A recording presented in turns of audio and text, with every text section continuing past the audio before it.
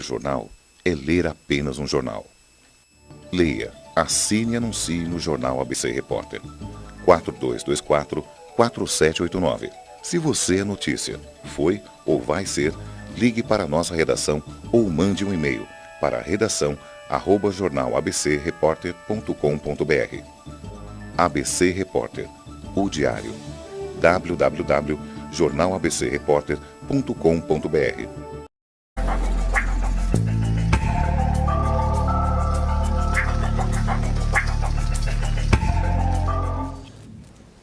Olá pessoal, bem-vindos ao Enigmas. Você está entrando em um programa onde o normal é ser diferente. O normal aqui é ser paranormal. Tudo bem com você? Olá, Cris. Tudo bem, Kátia Gaia? Tudo ótimo. Hoje estou muito feliz, estamos com uma sumidade aqui no programa. Como você gosta, Cris. Verdade, hoje... eu adoro porque eu tenho muito a ver com o Quinto Império e eu já comecei fazendo as minhas pesquisas pessoais com ele. Verdade, eu estava aqui nos bastidores só assistindo e o pessoal do Facebook também. Bem, sem mais delongas, vamos falar um pouquinho do nosso convidado. Ele não é somente um cientista político, ele é membro da família imperial brasileira, descendente de Dom Pedro, ativista político e líder do movimento Acorda Brasil! Acorda Brasil! Bem-vindo, Luiz! Muito obrigado. Uma honra enorme estar contigo aqui no Enigmas. Honra toda minha, muito obrigado. Muito obrigada a você, uma honra estar com você, né? Com toda essa descendência maravilhosa aqui, né? Eu já carrego isso comigo, já não sei mais como eu me comporto, então estou natural aqui com mas você. Isso é bacana, isso né? Isso é mesmo. bacana. Eu acho que a simplicidade diz tudo, né, Luiz? Tem que ser assim. Bem, mas eu não quero perder tempo, Luiz. Por que o Brasil é um país tão atrasado ainda? A gente é atrasado porque a gente tem uma organização de Estado ruim, a gente tem uma organização de Estado que coloca o Estado acima de tudo. O povo não é soberano. Então a gente tem que inverter essa ordem, tem que colocar o povo soberano e ele limitando os serviços e limitando as interferências que os políticos e os burocratas fazem com muita frequência e sem nenhum limite. Então essa reversão é que precisa acontecer. Esse é que é o grande problema. Isso é tema do seu livro, você fala verdade. muito sobre esta questão, sim. não é isso? Exatamente. Aqui nós vamos falar bastante sobre isto. Mas por que nós não conseguimos avançar e chegar a um patamar de um país desenvolvido? Porque nós queremos tanto isso, não é? Então, o que faz o país desenvolvido não é o Estado. O que faz o país desenvolvido é a sociedade. A sociedade precisa ser líder, a sociedade precisa ser desenvolvida. Então, quando ela é cerceada da sua capacidade de liderar e de fazer por conta própria e de inovar e de atender aos seus próprios deficiências e atender aos seus próprios desafios, ela não se torna líder. Então, precisamos ter uma sociedade líder, assim conseguimos ter um país desenvolvido. E todas as sociedades que atingiram o ápice de sua civilização e são líderes de fato, todos eles têm uma intrínseca confiança neles mesmos. Eles olham para si próprios e falam assim, nós somos o ó que existe no mundo. Nós somos uma civilização magnífica. O francês acreditava isso, o alemão acreditava isso, o inglês acredita isso, o norte-americano acredita isso. Então, precisamos que o brasileiro acredite que o brasileiro é fantástico. Maravilhoso. E a gente tem que começar a liderar. Agora, para a gente começar a liderar, precisamos desarmar essa burocracia, esse Estado que foi criado em cima, para cercear essa nossa liderança natural. Verdade. É verdade, o problema do Brasil não é do Brasil, é individual, começa pelo indivíduo, né, Luiz? É isso mesmo. Acorda Brasil, hein, pessoal? Vamos acordar, hein, pessoal? É isso aí. A mudança da Constituição brasileira, Luiz, você vê uma necessidade de uma nova Constituição? Como é que você vê isso? Sim, porque a Constituição atual, ela permite que o burocrata e o político interfiram em tudo sem limite nenhum. E a sociedade não pode bloquear isso de uma maneira direta. A única maneira que a gente tem é o voto. E o voto não é a única coisa. Existem outros mecanismos aí em países envolvidos. A gente não tem isso na nossa Constituição. E mesmo com esses mecanismos, o burocrata e o político ainda têm muito poder. Então a gente tem que limitar esses poderes do burocrata e do político e tem que dar mais voz direta, de intervenção direta, além do voto, para o cidadão. Essa é uma das grandes mudanças aí que afeta tudo. Então aí tem sistema eleitoral, tem que sair do atual proporcional, entrar para o voto distrital, temos que ter aí transparência tributária para dar informação para a população poder tomar decisões e fazer interferências mais inteligentes também. Então tem toda uma série de detalhes aí que discorre dessa mudança, né? Que maravilha, Fantástico né, esse Kátia? pensamento. Nossa, libertador, né? Exatamente. Libertador. Exatamente. E quais as reformas estruturais que precisam ocorrer no Brasil, fora a Constituição? Olha, a Constituição ela baliza todas as outras reformas, mas vamos falar aqui, por exemplo, de economia. Sim. Na economia precisamos de uma ampla reforma tributária para deixar a economia mais livre. E o que acontece? A nossa tributação ela surge em decorrência das necessidades do Estado. Elas não surgem daquilo que vem das atividades da população, fala assim, poxa, eu preciso desse serviço público, por demanda popular. Não é imposto do Estado. O Estado que resolve, vou fazer aquele serviço público, então eu preciso de tributação, preciso regular tais empresas, tais indústrias. Então ele começa a tributar, regulamentar. Então o que acontece quando você tem essa perspectiva de cima para baixo? Toda a questão tributária, ela limita todo o leque de opções que a gente pode fazer. E você acaba não gerando, deixando as empresas trabalharem com o seu próprio fluxo de caixa. Então, a reforma tributária, no meu ponto de vista, ela é fundamental nesse momento, sobretudo que a gente está dependente cada vez mais de empreendedores criando emprego e criando oportunidades de trabalho. E precisamos que a gente tenha uma reforma política que aproxime o eleitor do eleitorado, o eleito do eleitorado. Então, isso envolve uma reforma de sistema eleitoral e, claro, aí para estabilizar o país do ponto de vista federal, precisamos aí de um poder mais fragmentado, né? Toda vez que você tem poder concentrado, um executivo muito forte, você tem uma pseudo-ditadura ou até mesmo ditadura mesmo de fato sendo imposta. Então a gente precisa sair desse risco. Precisamos fragmentar o poder executivo, ter mais freios e contrapesos aí no legislativo e também no judiciário, com o envolvimento direto da população. Eu tenho uma pergunta pessoal. Sim. Luiz, nós estamos num momento que nós estamos vendo uma corrupção gigante no nosso país. Nós precisamos de pessoas muito plugadas em espiritualidade, em consciência. Minha pergunta é o seguinte, você vai sair como deputado para que a gente possa ter alguém em quem acreditar? Olha, eu sou pré-candidato, me coloquei como pré-candidato. Então o partido ainda vai aprovar isso, temos uma convenção e depois aí o TSE tem que aprovar tudo, etc. Então tem um processozinho. Mas eu sou pré-candidato, sim. Que maravilha. O intuito aqui é, assim, qual é a motivação? A motivação é frustração, não é uma motivação boa. Claro. Eu acho que eu gostaria de não precisar ser candidato, a verdade é essa. Porque envolve um desgaste, coisa eleitoral, etc., pedir voto, isso eu acho que é extremamente fora da minha índole de fazer isso. No entanto, eu tenho que fazer, porque eu não estou vendo, acho que talvez seja muito cedo para ver isso, mas eu não estou vendo o meu discurso sendo replicado em outros políticos e representantes. Aí fala assim, poxa, então você quer dizer que o seu discurso é um discurso importante? Nada disso. O meu discurso é universal. O que eu coloco aqui no pauta no meu livro, as minhas opiniões políticas, elas decorrem de uma relatoria do que é universalmente já aceito pelas grandes civilizações do mundo. Não estou inventando nada de novo. Então, eu estou só aplicando, olha, aquilo que existe, funciona, e olha como nós não temos isso e como isso seria um benefício ao atual modelo. Então, eu não vejo ninguém fazendo essa sinapse, então eu estou me propondo aqui como um pré-candidato. Eu acho maravilhoso, particularmente, porque nós precisamos de gente com coragem de mudança. Obrigado. E você representa o novo, você não representa a repetição. Eu sei porque eu assisti muitos vídeos seus antes de fazer essa entrevista. Então, eu fiquei muito feliz e, com certeza, você vai ter meu apoio. Muito obrigado. Gratidão a você. Obrigado. Boa sorte. Nós desejamos mesmo, porque...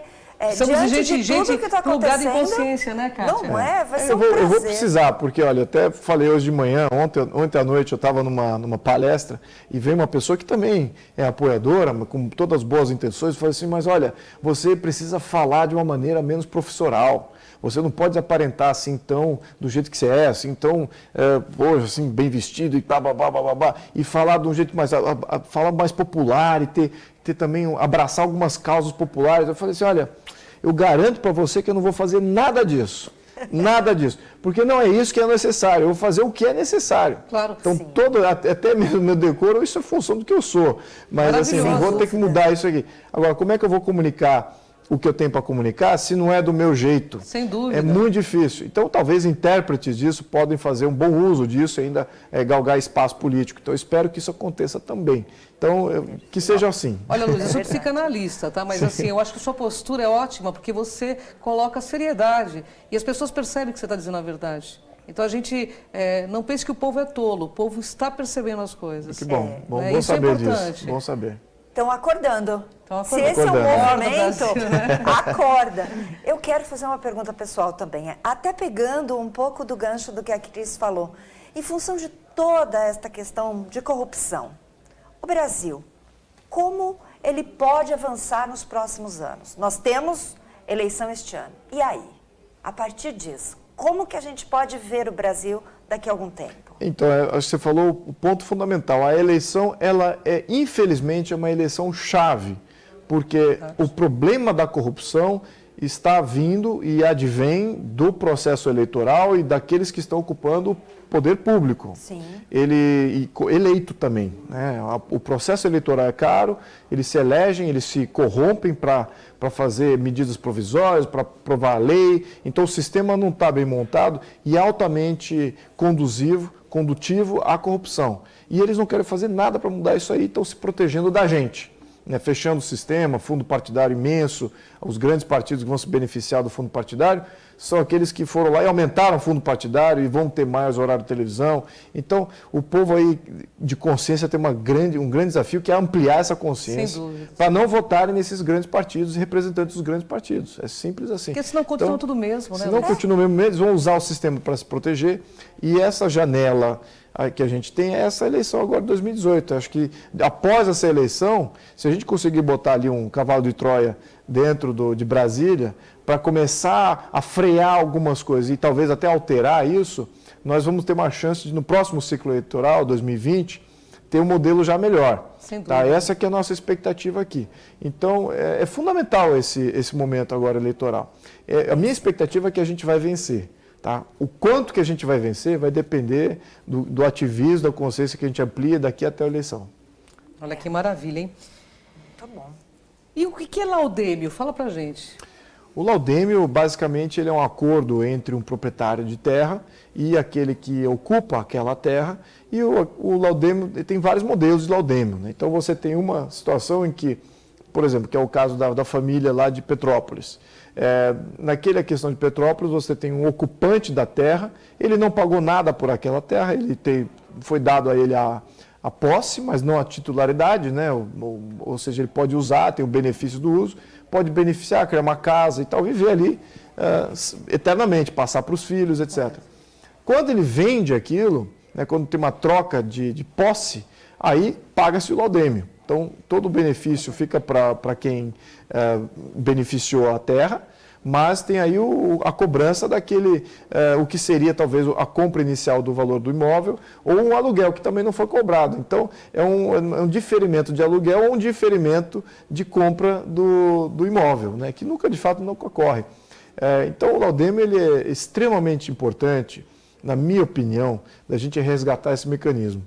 Por quê? Porque você tem áreas invadidas de cidades, você tem favelas, você tem até áreas rurais que são invadidas, etc. E se você não tem um mecanismo de laudêmio, você não pode dar a posse a essas pessoas de uma maneira legal, uma maneira formal. Então eles ficam privados de beneficiar aquilo, já que não é dele, ele não vai beneficiar. Claro. A comunidade que se forma ali, naturalmente, ela não vai conseguir surgir. Uma vez que você tem propriedade, começa a defender aquilo, começa a primar vamos fazer uma praça, vamos fazer uma rua, vamos beneficiar aquele imóvel.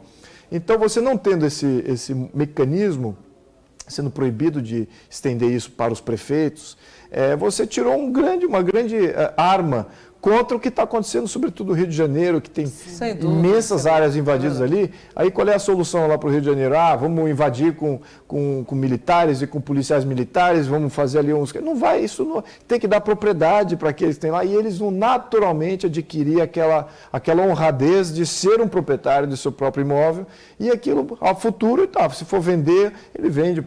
Aí a prefeitura até ganha com isso. Claro. Né? E aquele que vai comprar também pode ganhar, porque outros empreendedores podem entrar e fazer, agora eu vou comprar esse bairro inteiro desses laudemistas, vou comprar o bairro inteiro, vou fazer um shopping center, vou fazer aquele um grande imóvel. Então você começa a estimular toda a economia local em função disso. Agora é uma infelicidade que construíram e retiraram isso da Constituição em 1988. Né?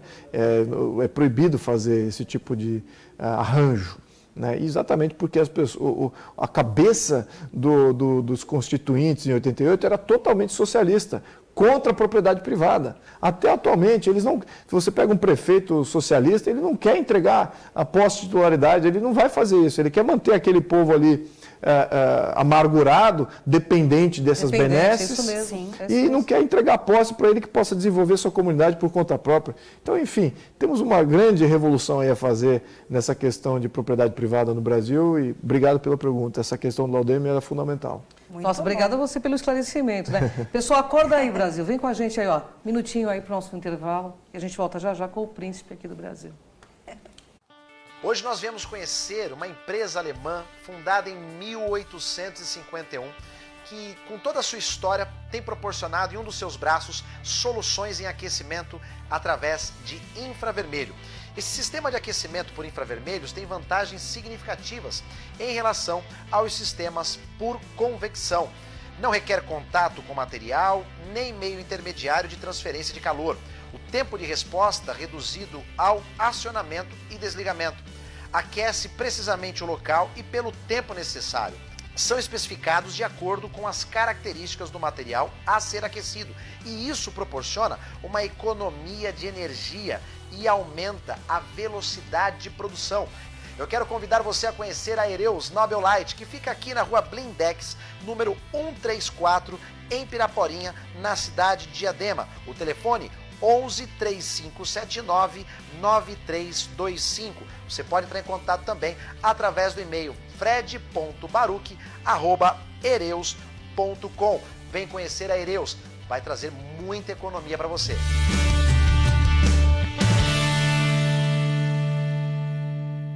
Pior que não ler jornal é ler apenas um jornal. Leia, assine e anuncie no Jornal ABC Repórter. 4224-4789. Se você é notícia, foi ou vai ser, ligue para a nossa redação ou mande um e-mail para redação@jornalabcreporter.com.br. ABC Repórter, o diário. www.jornalabcreporter.com.br. Essa é a última oportunidade para você comprar o melhor da moda inverno com preço de fábrica. Fame, Feira da Moda Inverno. Aproveite e aqueça os pequenos corações. Fame, no Centro de Eventos São Luís, Avenida Paulista.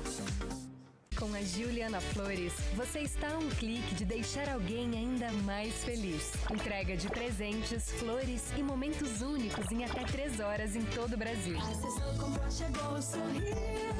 Juliana Flores. Voltamos com o programa Enigmas e você que está nos acompanhando, você pode também ver este programa em diversos horários aqui na TV, na grade flutuante e também pelo nosso canal no YouTube, Cron TV. Acesse lá, viu? Que você tem todo o conteúdo e muito mais vídeos. Eu quero fazer uma pergunta. Costuma-se dizer que o problema do Brasil é o povo brasileiro. Isso é verdade? Não é nada verdade. Isso é uma grande mentira. O povo brasileiro, em uma análise fria, sem falar aqui de ufanismo de todo, de uma análise fria, você vê povos que estavam em situação muito pior que o Brasil está hoje, ou até mesmo num passado recente ou até mais antigo, em situações muito piores, em pré-barbárie, com desemprego e sem virtude nenhuma, e você com um conjunto de leis, com pessoas de consciência aplicando o conjunto de leis fundamentais, como aquilo mudou completamente a realidade daqueles povos.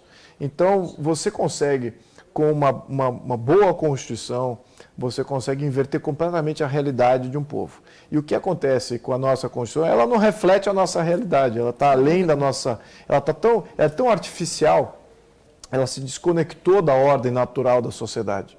Então, essa ordem natural, ela é que prima. Quanto mais próxima uma Constituição é da ordem natural e de como é que uma sociedade é naturalmente regida por si própria, mais sucesso a Constituição vai ter, mais vínculo a sociedade vai ter com a Constituição e uma nação de verdade surge disso.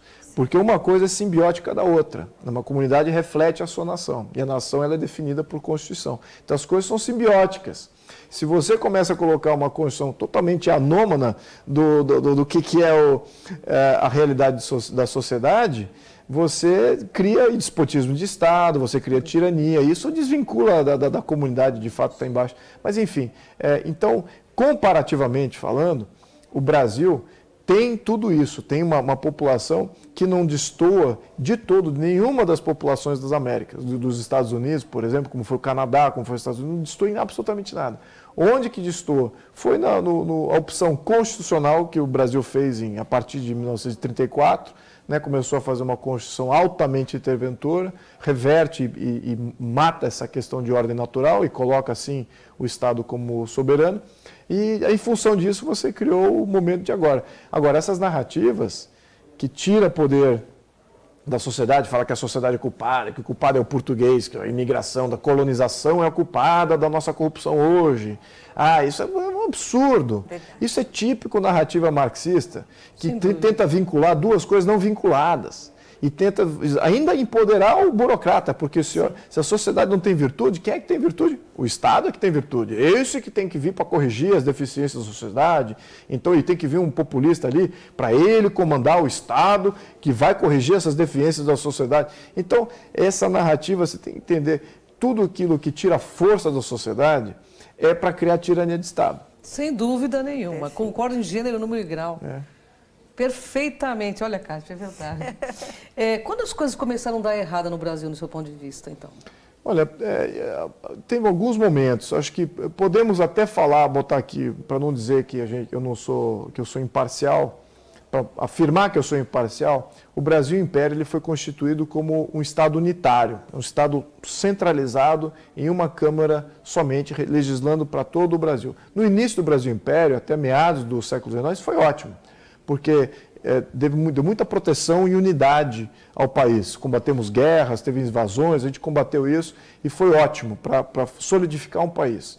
No entanto, mais tarde, no século XIX, aquele centralismo não foi muito bom. E a gente não conseguiu desvencilhar desse centralismo desde então. Apesar do próprio Império falar, não, vamos ter que descentralizar, e a Primeira República veio com uma Constituição descentralizadora, também, mas não conseguiu descentralizar efetivamente, demorou, passou-se 20 anos, nem tinha como as cidades e as províncias se autofinanciarem. Então, eu diria que esse talvez seria o ponto negativo daquele período. Agora, onde de fato a gente vira a chave da coisa para o lado negro da força, em 1934, com a primeira Constituição de Estado Social do Brasil. Aí a gente inverte completamente, porque a primeira Constituição do Brasil ela ainda era liberal, vamos supor, que colocava o povo como soberano. Mas em 34 o povo deixa de ser soberano, de todo. Aí o Estado passa a ser o soberano e aí começa. Então, desde 34 até agora, a gente é uma versão rebuscada daquela primeira Constituição de 34. Se for comparar de 88 com a de 34, tem muita similaridade. Então, a gente só piorou, a gente só melhorou e piorou o que estava na Constituição de 34. Então, a gente errou ali, né? Assim, errou fundamentalmente. Ainda poderia ajustar a primeira Constituição da Primeira República, poderia ajustar aquilo e daria certo. Mas, em 34, a gente tomou um caminho totalmente errado. E dali em diante, aí veio Vargas, né? Junto com essa Constituição, tinha Vargas junto. Então, aí realmente foi um grande erro. E a gente ainda tem que se desvencilhar disso, né? A gente está com essas narrativas de que Estado que faz, de vamos industrializar, e o Estado que vai industrializar, vamos fazer essa política nacional de segurança, porque a política nacional de segurança é que vai resolver todos os problemas de segurança de todas as cidades do Brasil. Não vai ser por aí. É através das comunidades agindo por conta própria, terem poderes locais para fazer isso por conta própria. Eu quero saber qual a mensagem principal que você colocou na sua obra para o nosso internauta, para o nosso telespectador, para que eles adquiram as suas obras, a sua obra, né? Enfim, porque o Brasil é um país atrasado. Qual a sua mensagem? Olha, a mensagem é que o problema está definido. Com o problema definido, nós já sabemos que ele é resolvível. Então, é muito fácil resolver os problemas do ponto de vista intelectual. Ele já está pontuado aqui. Agora, cabe à sociedade agir com consciência. Com a consciência desses problemas, a gente vai conseguir avançar e eliminar os ruídos do que indica que sejam os problemas da sociedade, os problemas do Brasil, os problemas econômicos. Os problemas não são esse ruído todo, é o que eu estou definindo aqui. Não estou trazendo aqui o peixinho, puxando aqui para o meu para o meu, diria que para minha didática, mas eu estou assim, dizendo que a gente precisa definir o que é o problema, né? E o livro faz isso. E uma vez que você faz isso, já é mais do caminho andado para você resolvê-los. Claro. Então agora é a questão de fazer a resolução. Pois é, Kátia Gaia. Um novo tempo, como diz Ivanis, apesar dos pesares. Estamos E acordando, quebrando, né? as algemas, pessoal. Muito Acorda, bom, Brasil, né, Kátia muito Gaia? bom. Acorda. Luiz Felipe, gratidão. Muito obrigado. Conte com o nosso respeito e admiração. Obrigado. Esperamos que você faça muito, que o brasileiro acorde e já passou da hora, eu acredito, né? verdade, é E verdade. que as eleições sejam muito prósperas para você. Pra todos nós. Auspiciosas. Sim, para todos nós. Muito obrigado. Príncipe, gratidão. Eu tenho certeza que você vai chegar onde você... Porque eu acho que para ser um príncipe precisa ter uma alma nobre. E isso você deixou claro na sua energia, Verdade. no seu contato, né? Nas suas palavras. A gente percebe isso claramente. E alma nobre vem, gente, para mudar o mundo. Porque o mundo aqui não é dos espertos, é dos despertos. Vem com a gente nessa jornada pessoal. Gratidão a você. Gratidão. Gratidão, Luiz. Obrigado. Gratidão. Muito obrigado.